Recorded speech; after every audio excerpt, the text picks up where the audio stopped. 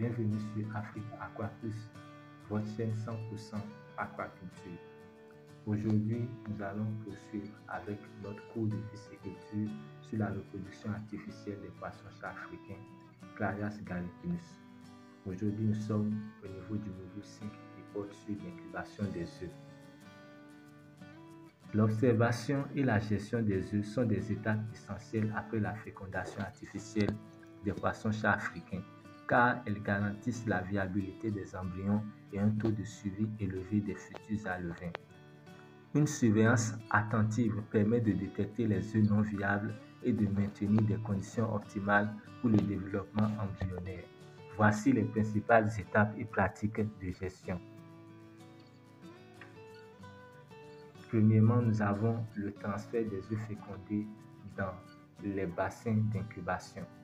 Après la fécondation, les œufs sont rincés pour éliminer l'excès de sperme et les impuretés, puis placés dans des bassins d'incubation ou des systèmes d'incubateurs.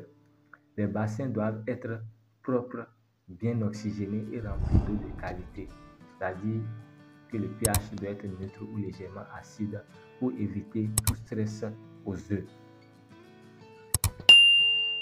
Après cela, il y a les conditions d'incubation. La température de l'eau. La température doit être maintenue entre 26 et 30 degrés Celsius pour un développement optimal des œufs. Les températures plus basses ralentissent le développement embryonnaire, tandis que des températures trop élevées peuvent augmenter la mortalité. L'oxygénation. Une bonne oxygénation de l'eau est cruciale pour assurer que les embryons reçoivent suffisamment d'oxygène. L'utilisation du système de circulation douce ou d'aération est recommandée. L'éclairage. Une lumière tamisée ou indirecte est préférable car une lumière intense peut stresser les embryons en développement.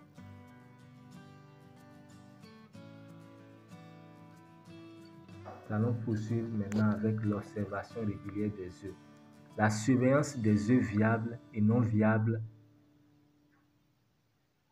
Nous allons poursuivre maintenant avec l'observation régulière des œufs. La surveillance des œufs viables et non viables.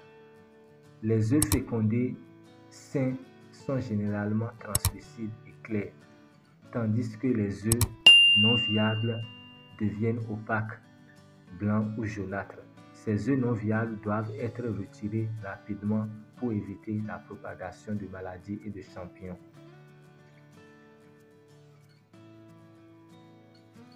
La détection de la contamination. Les œufs sont sujets aux infections fongiques qui se propagent rapidement dans les bassins d'incubation.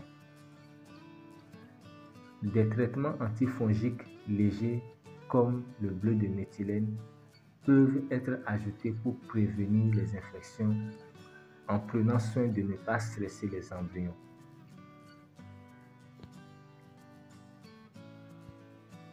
Nous allons maintenant poursuivre avec le retrait des œufs non viables. Les œufs non viables ou morts doivent être retirés à l'aide d'un tamis ou d'une pipette pour éviter la contamination des autres œufs. Ce retrait régulier contribue à maintenir un environnement sain dans le bassin d'incubation. L'élimination rapide des œufs non viables réduit également le risque de prolifération de moisissures ou de bactéries. Nous allons poursuivre avec la préparation à l'éclosion.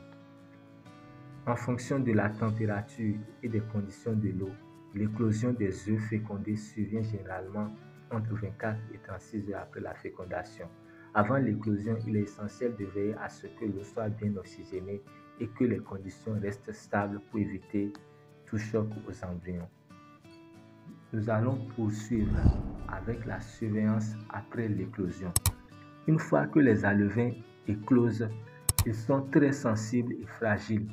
Les résidus de coquilles d'œufs et les alevins non viables doivent être enlevés pour éviter toute pollution de l'eau.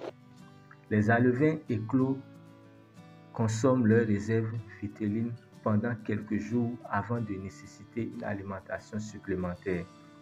Durant cette période, une attention particulière doit être portée à la qualité de l'eau et à la densité d'alevins dans le bassin pour éviter le stress et la mortalité.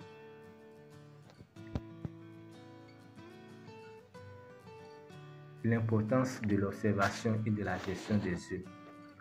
Une gestion rigoureuse des œufs et des conditions d'incubation est cruciale pour obtenir un taux d'éclosion élevé et une génération d'alevins en bonne santé. Les soins prodigués durant cette étape influencent directement le succès de la reproduction artificielle et la rentabilité de l'aquaculture des poissons-chats africains Clarias gariepinus. En somme, l'observation et la gestion des œufs après la fécondation artificielle sont des étapes de surveillance continue qui nécessitent des soins minutieux pour assurer une incubation réussie et maximiser le nombre d'alevins viables. Merci de m'avoir suivi. Si ce cours de pisciculture vous a plu, n'hésitez pas de vous abonner à la chaîne pour la soutenir. N'oubliez pas aussi de cliquer sur la cloche de notification, de commenter la vidéo et de la partager. À la prochaine pour une nouvelle vidéo où nous allons encore parler de nouvelles notions en pisciculture.